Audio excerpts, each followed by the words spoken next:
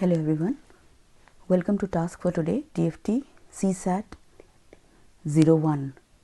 Now the first topic that we would be dealing with is number system, but since it is a lengthy topic and because we have many members who have studied mathematics only till class 10th, that is why we have divided this topic into few parts, and today we will be dealing with the first part, and therefore we have named this TFT as 01A.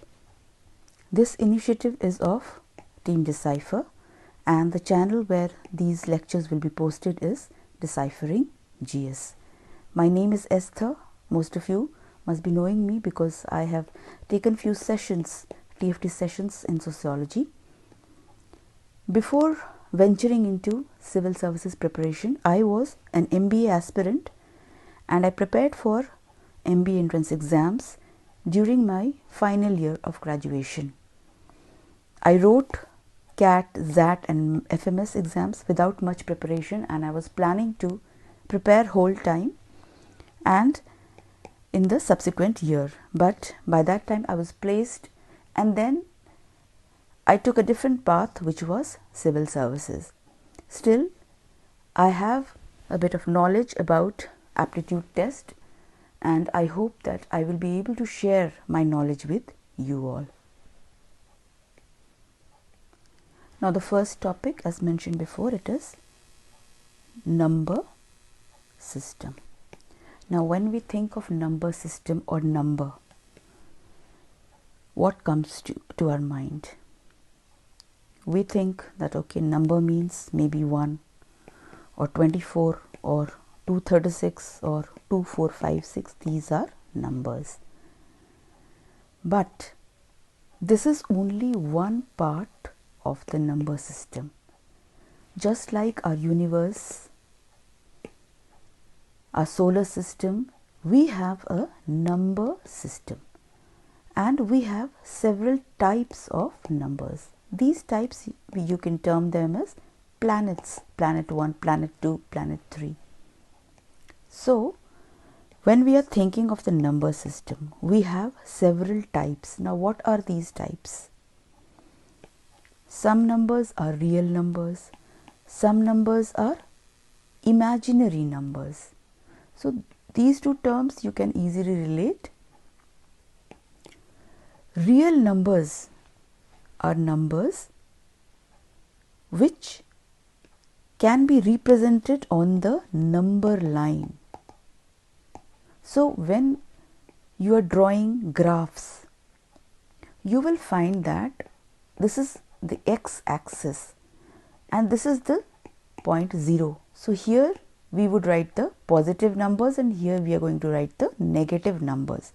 So this is known as the number line, and real numbers are those numbers which can be represented or which can be marked on this number line. So if this is the number line, this is point 0, let's say like this, you can write this is the negative axis. So this is the number line, and real numbers are numbers which can be written or which you can mark on this number line. These are positive as well as negative.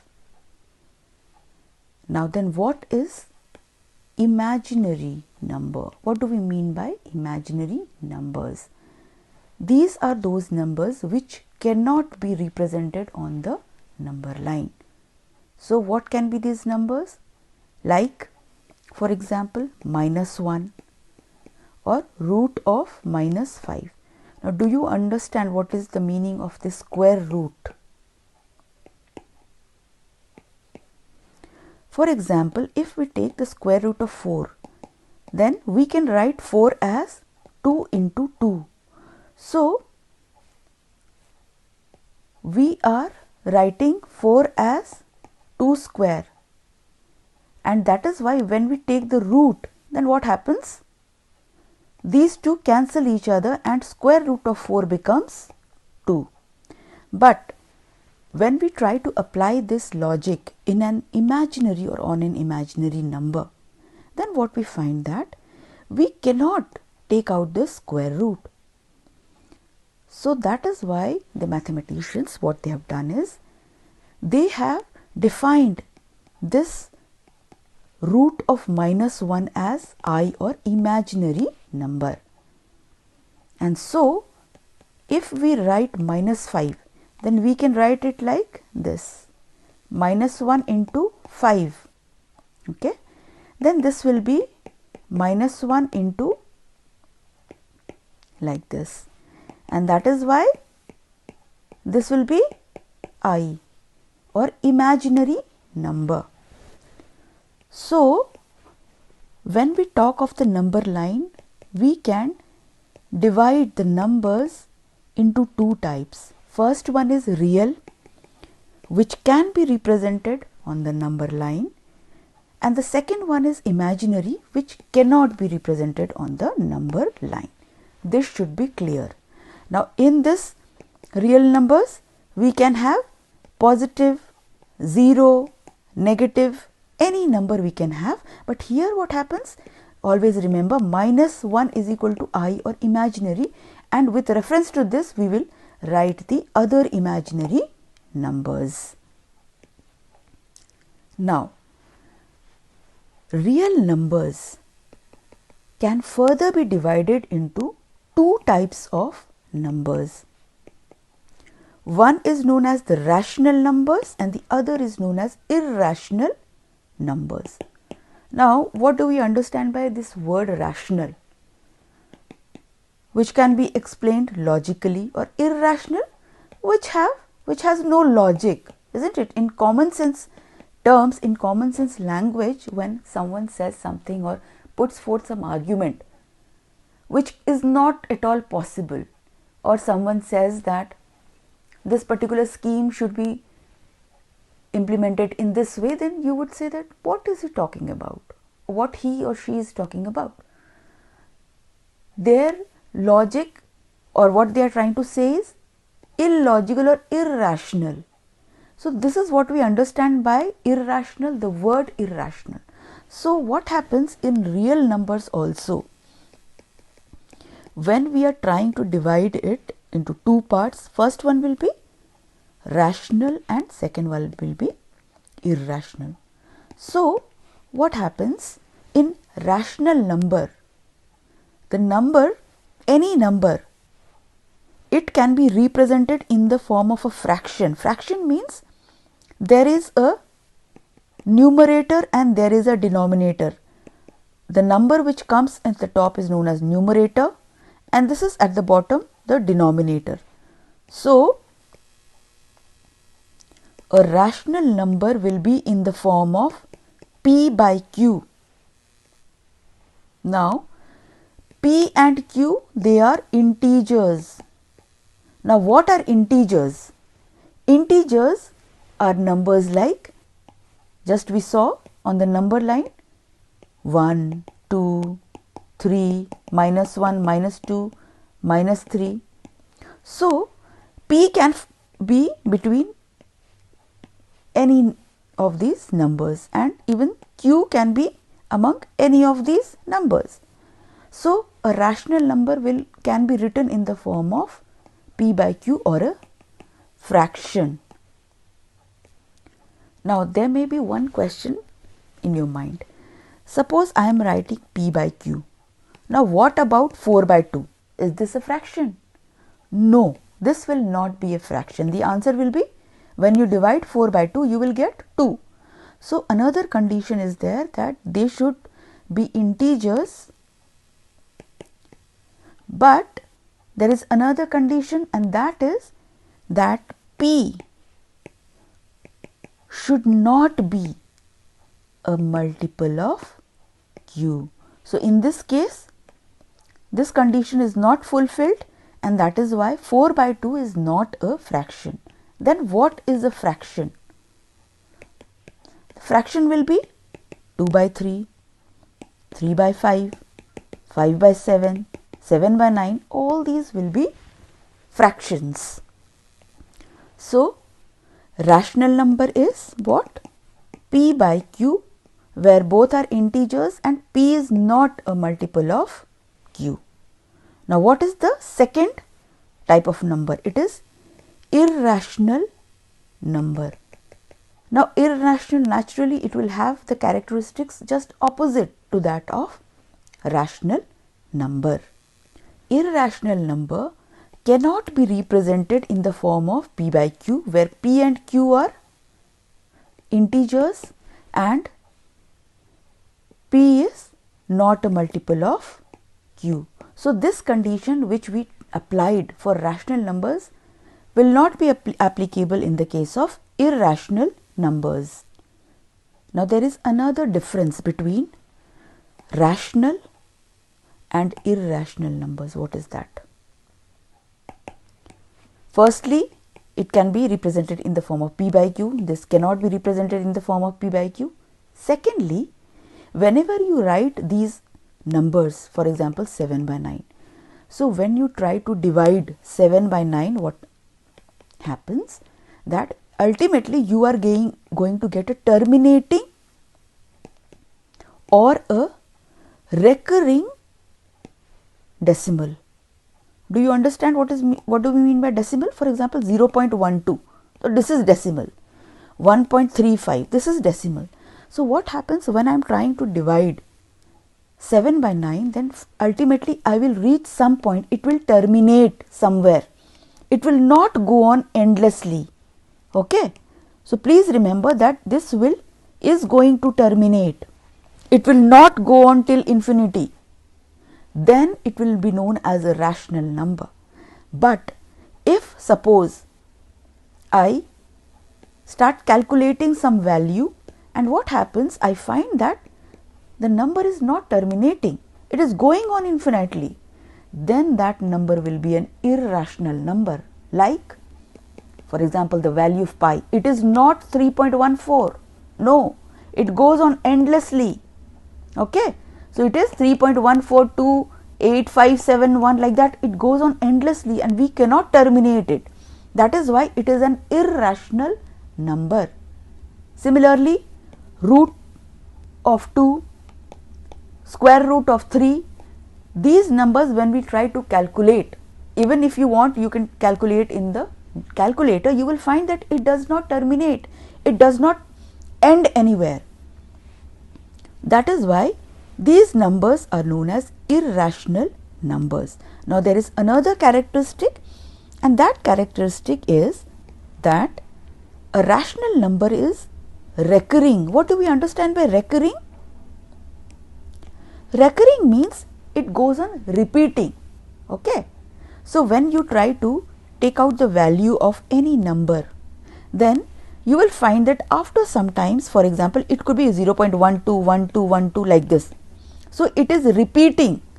So it becomes a recurring decimal, and that is why it is a rational number. But if it does not repeat, for example, these are arbitrary decimal values. We can't predict what is going to be the next decimal number. So this will be an irrational number. So what did we understand by this? We understood that in the case of irrational numbers, they are non-terminating, they do not stop, and they are non-recurring or non-repeating. But in the case of rational numbers, they are terminating, they stop, or they repeat, or they start recurring. So this is another difference between rational and irrational numbers. Now, when we were talking about fractions, we understood that it is always in the form of P by Q. Now, fractions also have various types. One would be proper fraction. Here what happens?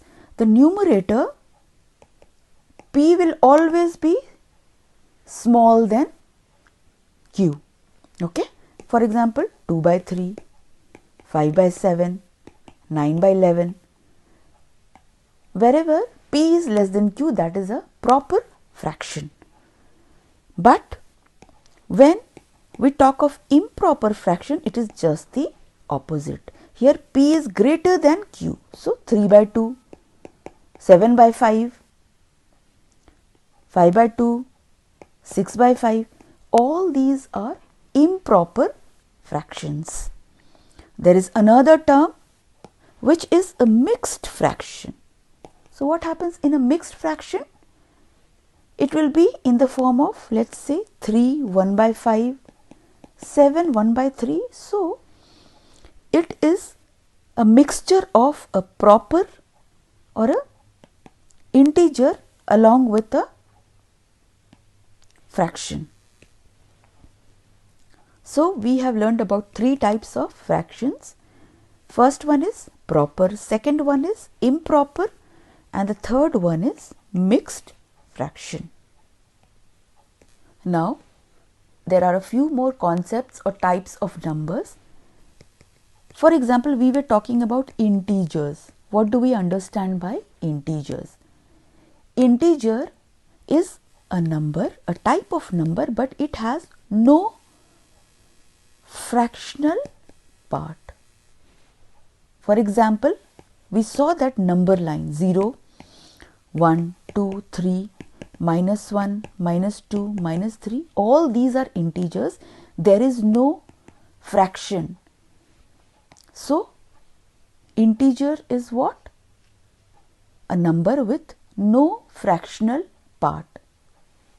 Now, you have to remember one thing, that when you are studying about integers, you will have positive integers, you will have negative integers. Now 0 is neutral. It is neither positive nor negative. So we have positive, negative and a neutral integer. There is another type of number which is known as a whole number. What is this whole number? Whole number, have you heard about it?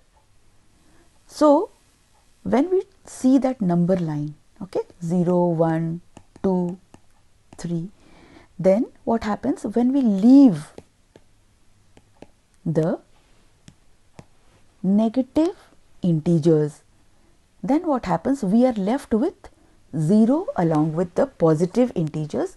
So these integers, these numbers are known as whole numbers. Okay, so you will remember this: 0 plus all the positive integers, they will be known as the whole numbers.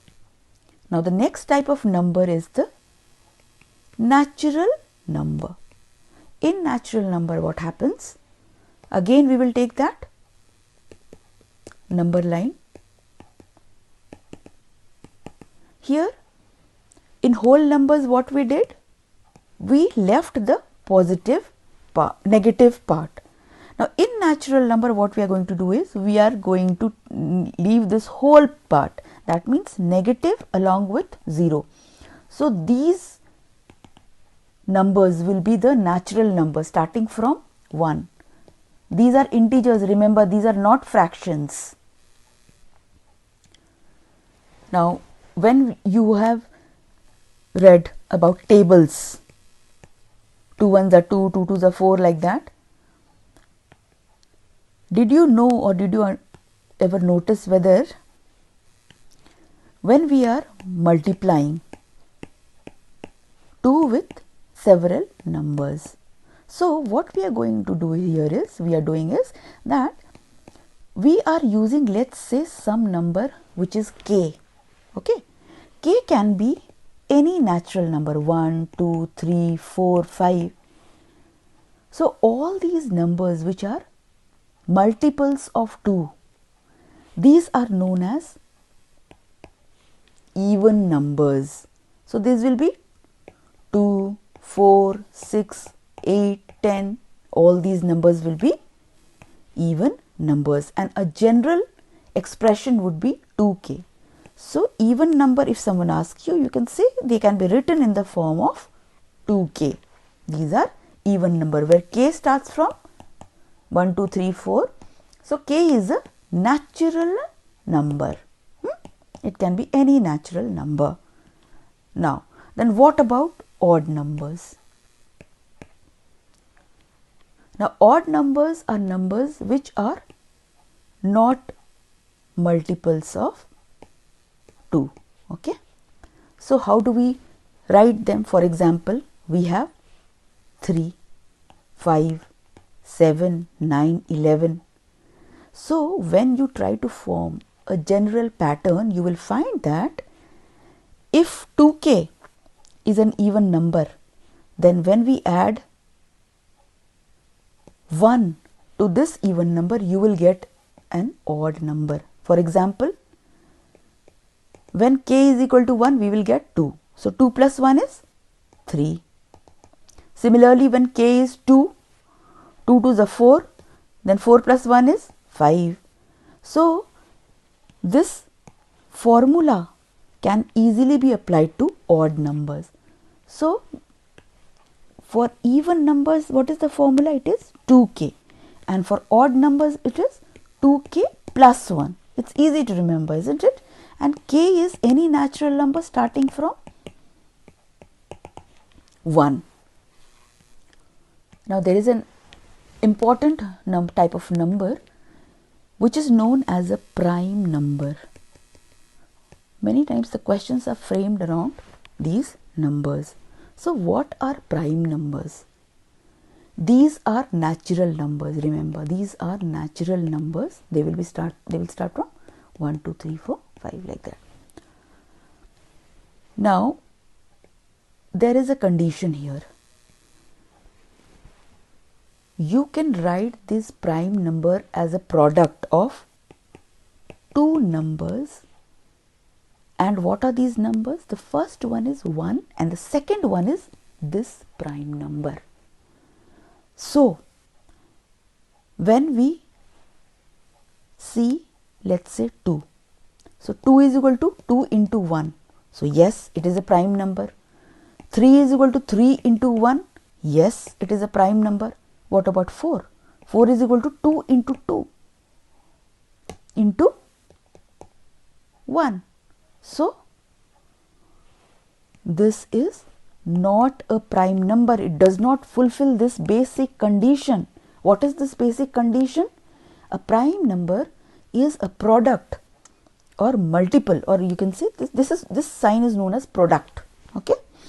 So a prime number is a product of 1 and the number itself. Now there is another new term. You may be knowing it. These two numbers are known as the factors of the prime number. So when we are talking of prime number, it is a product of two numbers. First one is 1, second one is the number itself, and these two numbers are known as its factors. Okay, these two numbers are known as the factors. So what would be few examples of these prime numbers? One would be 2, 3, 5, 7. You can apply it to other numbers and check whether it is a prime number or not. So here you will find that the smallest prime number is 2. So 2 is the smallest prime number, and it is also the only you should remember this fact. It is the only even prime number. So 2 is the smallest prime number because we start from 2, and it is the only even prime number. There are few facts that you should know or points to remember. First one is there are 25 prime numbers up to 100. 2 is the smallest prime number and it is the only even prime number. Then 97 is the only prime number from 90 to 100. Okay, 97 is the only prime number between 90 to 100. And sometimes what happens, we tend to assume that 91 should also be a prime number, but it is not. Why? Because 91 can be written as 7 into 13. So don't be confused during the exam. Now we have talked about prime numbers. There is another term related to prime numbers which is co-prime numbers. So here we are talking about two prime numbers. Okay.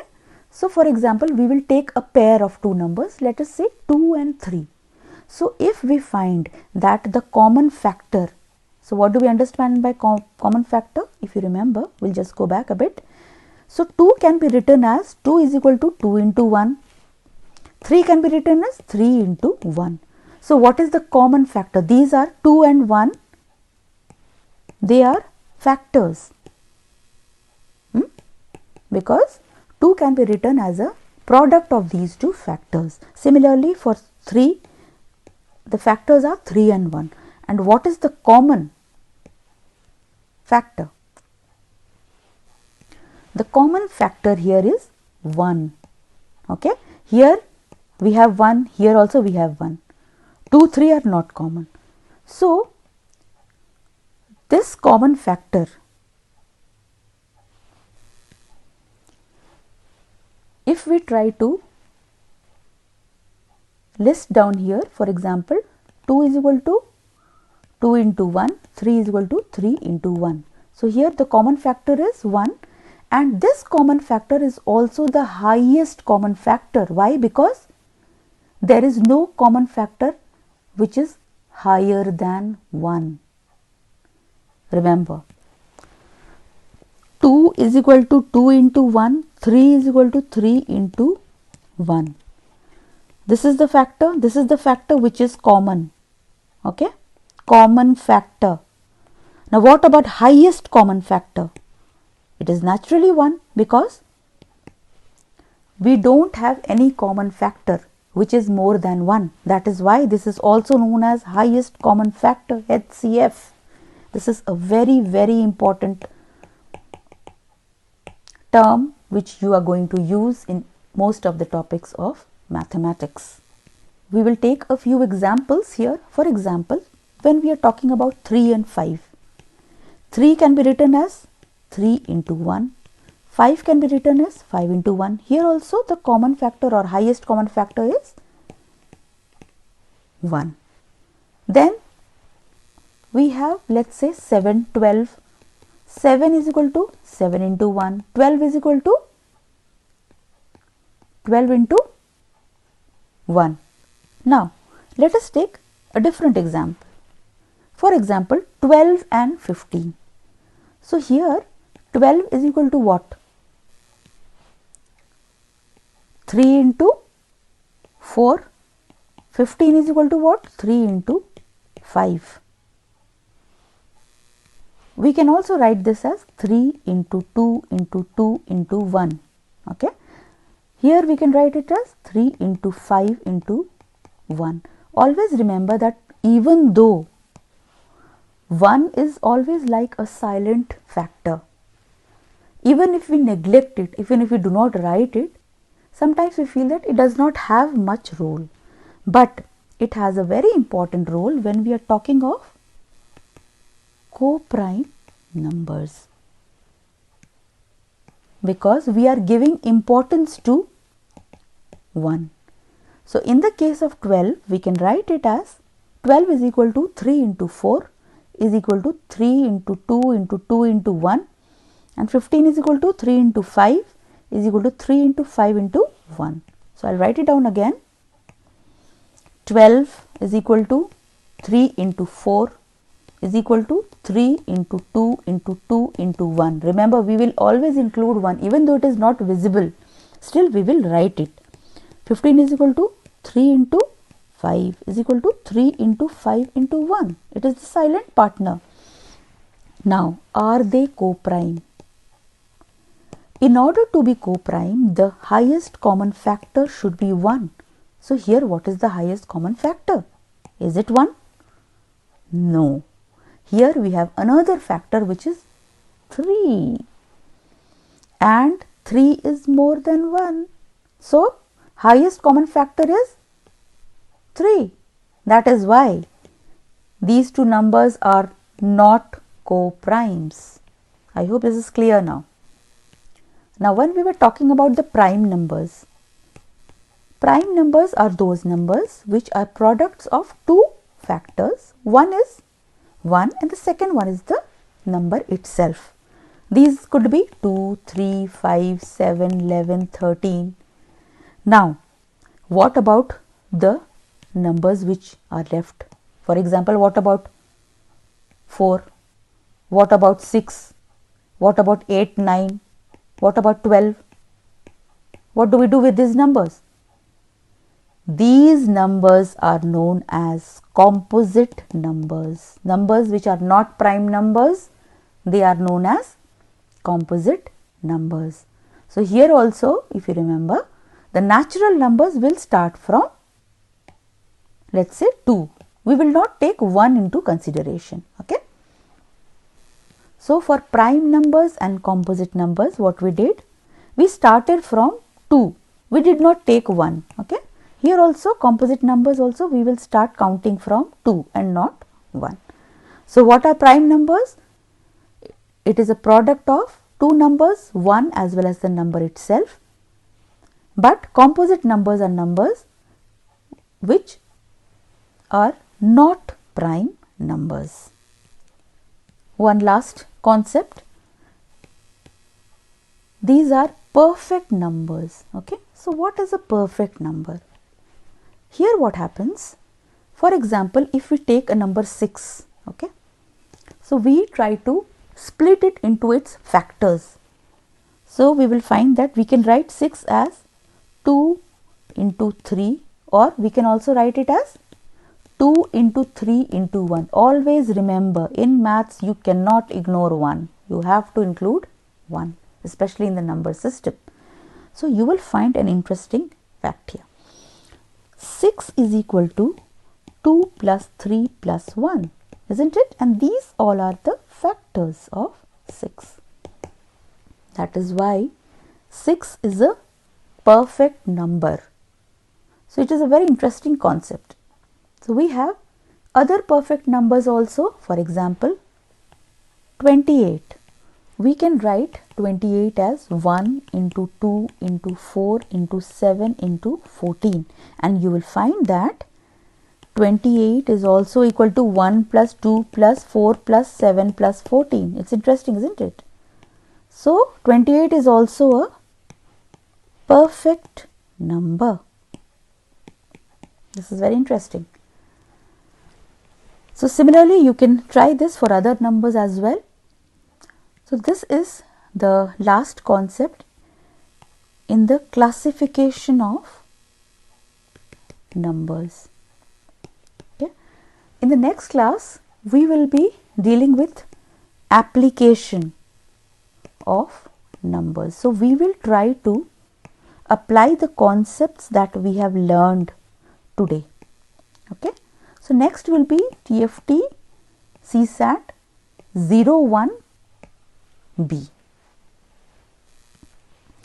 Most probably we will post this next TFT on CSAT either tomorrow or day after tomorrow. Okay. So either on 11th or 12th we will post the next TFT. Till then, you are advised to please revise whatever we have shared with you today, and if you have any doubts, please post your doubts in the GS group, the brainstorming GS group. That is all for today. All the best, happy learning and enjoy.